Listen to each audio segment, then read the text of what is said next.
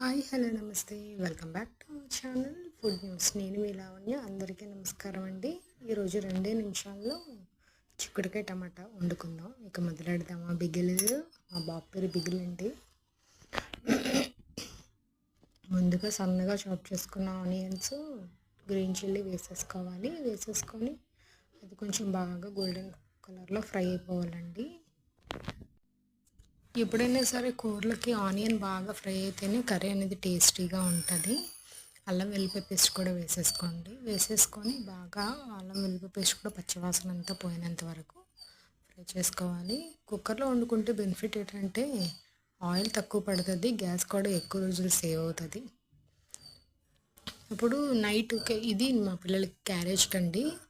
Early morning చేస్తాను. 5:30కి లెగిస్తే 7:15 కల్లా అన్నీ రెడీ అయిపోతాయి. అలా ట్రై చేయండి.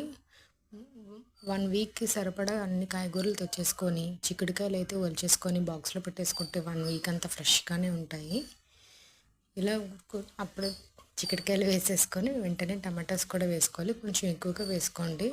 అండ్ సాల్ట్ వేసేసుకొని ఒక 4 టేబుల్ స్పూన్స్ కారం వేసుకోండి. ఒక 1 టేబుల్ స్పూన్ పసుపు వేసుకోండి. అప్పుడు కర్రీ అనేది చాలా చాలా బాగుంటుంది. చూస్తున్నారు కదా, ఇంకేమీ వేయకండి. అసలు మసాలా పొడులు స్పూన్ పసుపు కూడా వేసేసుకొని బాగా మిక్స్ చేసుకోండి. ఒక్కసారి కుక్కర్లో కూరలు వండి చూడండి, భలే వండుతున్నామంటారు మీ ఇంట్లో వాళ్ళు. ఇప్పుడు కొంచెం వాటర్ వేసుకోండి. ఎక్కువ వాటర్ వేసేసుకోకూడదు. 1 కేజీ చిక్కుడుకాయలకి 1 గ్లాస్ వాటర్ వేసుకోవాలి మెజర్మెంట్ ప్రకారం అయితే.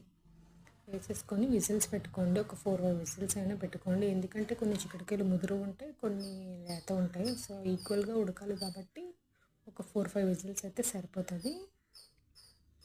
చూస్తున్నారా, టేస్టీ చిక్కుడుకాయ టమాటా కర్రీ రెడీ.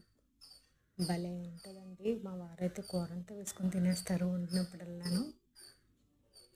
ఇప్పుడు చూడండి, దాన్ని కొంచెం ఫ్లేమ్ హైలో పెట్టుకొని ఒక 2 మినిట్స్ కొంచెం ఎగరబెట్టుకున్నాం అనుకోండి దగ్గరికి, అప్పుడు చాలా బాగుంటుంది. చపాతీలోకి ఇంకా బాగుంటుంది. ఒకసారి ట్రై చేయండి. Have a nice day. Channel like చేయండి, సబ్స్క్రైబ్ చేయండి. మరిన్ని